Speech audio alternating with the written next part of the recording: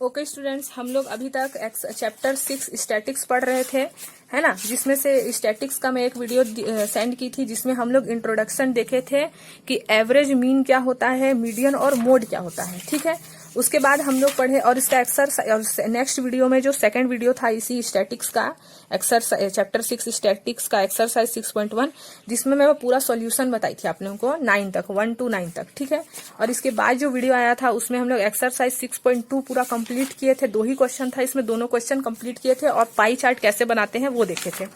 आज हम लोग को देखना है एक्सरसाइज 6.3, जो कि स्टैटिक्स का लास्ट एक्सरसाइज है। उसके बाद 7 स्टार्ट हो जाएगा। ठीक है, तो हम लोग को आज देखना है प्रोबेबिलिटी।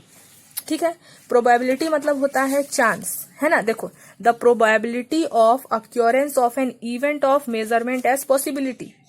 जैसे हमारे पास मान लो एक कॉइन है, कॉइन में एक हेड रहता है और एक टेल, तो हम लोग टॉस करते हैं तो उसका प्रोबेबिलिटी क्या है? उसका प्रोबेबिलिटी है 1/2। 2 क्यों बोली मैं? क्योंकि उसमें एक हेड है और एक टेल है, तो वो 2 हो गया, और 1 या तो हेड आएगा या तो टेल आएगा, यानी कि उसका प्रोबेबिलिटी क्या है? 1/2, है ना। समझ रहे हो? एक अगर हम लोग कॉइन लेते हैं तो उसके ऊपर में हेड है, नीचे में टेल है, तो उसका जो हमारा नंबर ऑफ चांस है वो तो 2 हो गया, लेकिन या तो हेड आएगा या तो टेल आएगा, इसीलिए 1/2।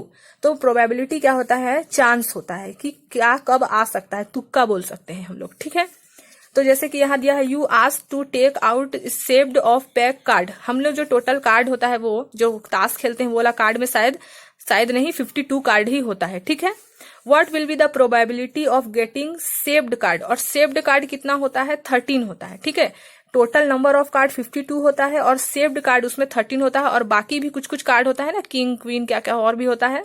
तो देखो, टोटल नंबर ऑफ कार्ड 52 है और सेव्ड कार्ड 13 है, यानी कि इस 52 कार्ड में से सेव्ड कार्ड आने का प्रोबेबिलिटी, चांस क्या हो सकता है? तो हम लोग क्या करेंगे, 13 को 52 से डिवाइड करेंगे, यानी कि सेव्ड कार्ड आने का चांस है उसका 1/4। ठीक है, सेम ऐसा ही हम लोग का एक्सरसाइज है, जिसको हम लोग देखते हैं, अभी आप लोगों को समझ में आ जाएगा। ठीक है, तो एक्सरसाइज 1 में क्वेश्चन नंबर 1 देखते हैं। देखो, प्रोबेबिलिटी क्या है? सबसे पहले तो अपना नोट कॉपी में ये लिख लेना, probability is the possibility. Possibility है, पॉसिबिलिटी ही है, शायद नहीं भी आ सकता है। ठीक है, लेकिन ये तो है ना कि अगर आप लोगों के पास मान लो कॉइन है, हेड है और टेल है, एक एग्जाम्पल है सिर्फ कॉइन का ही, सिर्फ कॉइन ही नहीं, और भी जैसे डाइस होता है, लूडो। अब लूडो में 6 फेसेस होता है, लूडो का जो गोटी रहता है, जो हमारा डाइस रहता है, उसमें 6 फेसेस रहता है, स्क्वायर शेप का रहता है और 6 फेस रहता है उसमें, है ना। तो इस फेस में हमारा जो प्रोबेबिलिटी है आने का, वो क्या हो जाएगा? 1/6, है ना। 6 में से या तो आप लोगों का हो सकता है 1 मार्क्स आ जाए, मतलब 1 डॉट आए, या हो सकता है 2 डॉट आए, या 3 डॉट आए, या 4 डॉट आए, तो यानी कि उसका प्रोबेबिलिटी कितना है? 1/6। समझ रहे हो? तो वैसे ही हमारा जो प्रोबेबिलिटी होता है वो पॉसिबिलिटी होता है occurrence of any event. Any event मतलब कोई सा भी इवेंट, या फिर आप कॉइन ले लो, डाइस ले लो, या फिर आप लोग कलर्स ले लो, कुछ भी। मान लो 6 कलर है, तो उसमें से मैं बोल दी कि 2 व्हाइट कलर है, तो व्हाइट कलर आने का पॉसिबिलिटी कितना होगा? 2/6। जितना भी कलर रहेगा और जो भी पूछा रहेगा उसको उससे डिवाइड कर देते हैं। तो क्वेश्चन नंबर 1 देखते हैं, what will be the probability of drawing a card diamond from pack of card. तो सबसे पहले पैक ऑफ कार्ड 52 होता है और डायमंड कार्ड उसमें 13 होता है। ठीक है, ये याद रखना है कि टोटल कार्ड जो हमारा होता है ताश वाला, वो 52 होता है और उसमें डायमंड कार्ड 13 होता है। ठीक है, अब हम लोग को पॉसिबिलिटी पूछ रहा है, तो उसी को लिखे हैं, when we draw any one card. हम लोग उसमें से कोई सा भी एक कार्ड निकालें, उस पैक में से 52 पैक में से हम लोग कोई सा भी एक कार्ड निकाले, तो पॉसिबिलिटी क्या है? उसका प्रोबेबिलिटी क्या है कि डायमंड कार्ड ही निकलेगा। उसका प्रोबेबिलिटी है 1/4, तो लिख देंगे 13 आउट ऑफ 52, क्योंकि हम लोग को 52 में से 13 कार्ड निकालना है, इसलिए 13 आउट ऑफ 52। तो 13 आउट ऑफ 52 लिख दिया और डिवाइड किया, यानी कि 1/4।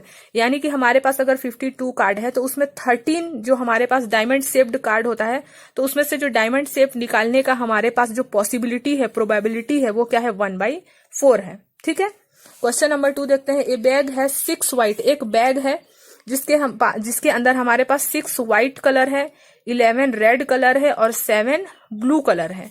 Find out probability of drawing white. तो हम लोग को व्हाइट बॉल पूछ रहा है आउट ऑफ द बैग। तो पहले तो बैग में टोटल नंबर ऑफ बॉल निकाल लेंगे, तो सबको ऐड कर दिया, white ball 6, red ball 11 and 7 ball blue add किए, तो टोटल नंबर ऑफ बॉल कितना आ गया? 24। अब हम लोग को सिर्फ व्हाइट बॉल निकालने का प्रोबेबिलिटी पूछा है, तो व्हाइट बॉल का पूछा है, तो व्हाइट बॉल कितना था? 6, उसको नंबर ऑफ बॉल से डिवाइड कर दिए, तो लिख देंगे probability of drawing a white ball white ball निकालने का प्रोबेबिलिटी, तो व्हाइट बॉल 6 था और total number of ball 24 divide किया, यानी कि 1/4 होगा इसका प्रोबेबिलिटी व्हाइट बॉल निकालने का। ठीक है, सेम ऐसे ही है क्वेश्चन नंबर 3।